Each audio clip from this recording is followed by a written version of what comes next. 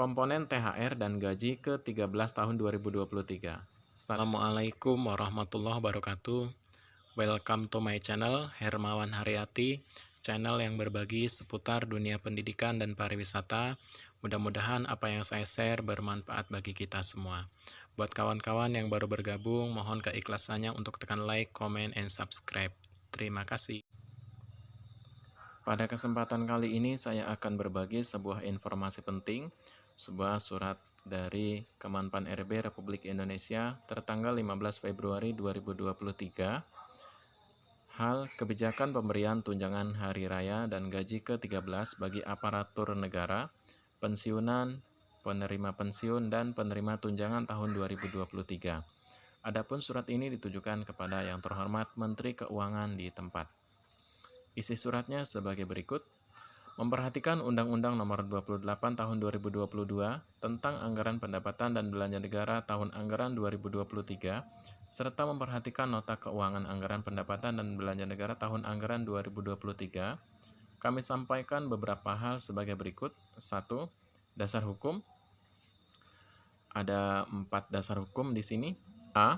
Undang-Undang Nomor 28 Tahun 2022 tentang Anggaran Pendapatan dan Belanja Negara Tahun Anggaran 2023 dan Nota Keuangan beserta Anggaran Pendapatan dan Belanja Negara Tahun Anggaran 2023 Bab 3 Belanja Negara halaman 3 sampai 17.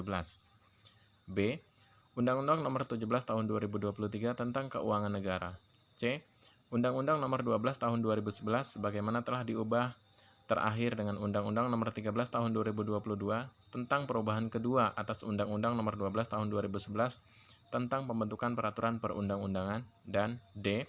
Peraturan perundang-undangan lain yang relevan. 2. Sehubungan dengan dasar hukum sebagaimana dimaksud pada angka 1 di atas, serta mempertimbangkan bahwa pemberian THR dan gaji ke-13 tahun 2023 kepada aparatur negara, pensiunan, penerima pensiun, dan penerima tunjangan merupakan salah satu upaya menjaga tingkat daya beli di masyarakat melalui pembelanjaan di tengah-tengah masyarakat sehingga berkontribusi terhadap program pemulihan ekonomi nasional oleh pemerintah. Maka kami sampaikan beberapa pertimbangan sebagai berikut. A. Komponen THR dan gaji ke-13 tahun 2023. 1. Bagi PNS, P3K, prajurit TNI, anggota Polri, pejabat negara, Dewan Pengawas Komisi Pemberantasan Korupsi, pimpinan lembaga penyiaran publik termasuk CPNS mencakup gaji pokok, tunjangan keluarga, tunjangan pangan, tunjangan jabatan atau tunjangan umum, dan tunjangan kinerja atau dengan sebutan lainnya yang diterima dalam 1 bulan. 2. Bagi pensiunan dan penerima pensiun mencakup pensiun pokok, tunjangan keluarga, tunjangan pangan, dan tambahan penghasilan yang diterima dalam 1 bulan. 3. Bagi penerima tunjangan sebesar tunjangan yang diterima oleh penerima tunjangan sesuai ketentuan peraturan perundang-undangan. 4. Bagi pimpinan, anggota, dan pegawai non-pegawai ASN di lembaga non-struktural sebagaimana terlampir. B.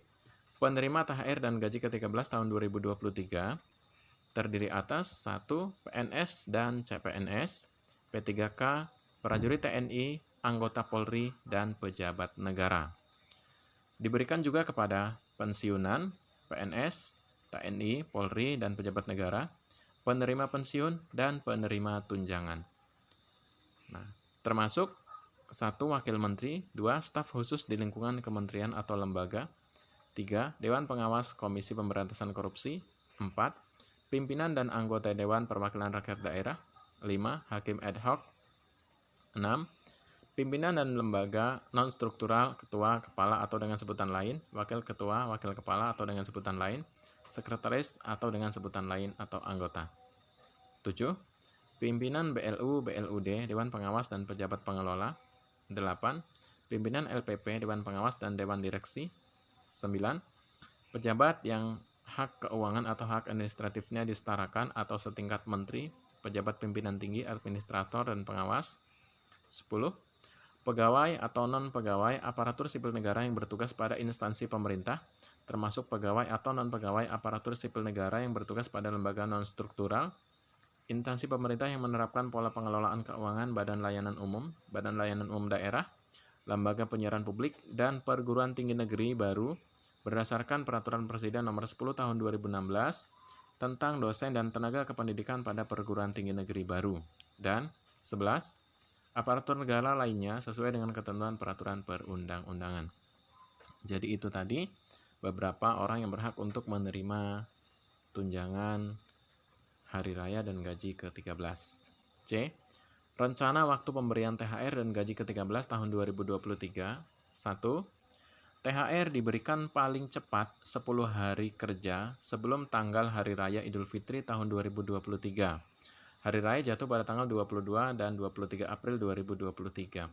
Jadi kemungkinan THR ini keluar paling cepat tanggal 12 April tahun 2023. 2. Gaji ke-13 diberikan pada bulan Juli 2023.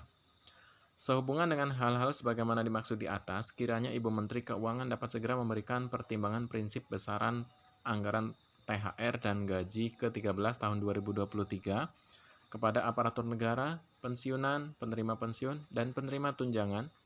Pertimbangan prinsip tersebut akan kami tindak lanjuti dengan penyusunan peraturan pemerintah sesuai ketentuan peraturan perundang-undangan. Dalam rangka tertib administrasi dan menjaga akuntabilitas, kiranya seluruh proses dilakukan secara profesional, bersih dari korupsi, tidak ada konflik kepentingan, menerapkan prinsip kehati-hatian, serta berpedoman pada ketentuan peraturan perundang-undangan. Dengan demikian, segala hal yang berhubungan dengan komunikasi dan koordinasi antar kementerian atau lembaga terkait agar dikoordinasikan dengan Kementerian Pendayagunaan Aparatur Sipil Negara dan Reformasi Birokrasi. Demikian untuk menjadi maklum atas perhatian dan kerjasamanya kami sampaikan terima kasih. Menpan RB Republik Indonesia Bapak Abdullah Azwar Anas. Itu tadi isi dari surat Kemenpan RB kepada Menteri Keuangan mengenai THR dan gaji ke-13. Berikut ini adalah lampiran surat Menteri Pan RB. THR dan gaji ke-13 bagi pimpinan, anggota, dan pegawai non-pegawai ASN di lembaga non-struktural. Ini besarannya. Untuk pimpinan atau anggota LNS, untuk ketua atau kepala atau dengan sebutan lain, tahun 2022 tunjangannya atau THR-nya 24.134.000, pada tahun 2023 diusulkan naik menjadi 26.229.000. Itu untuk ketua.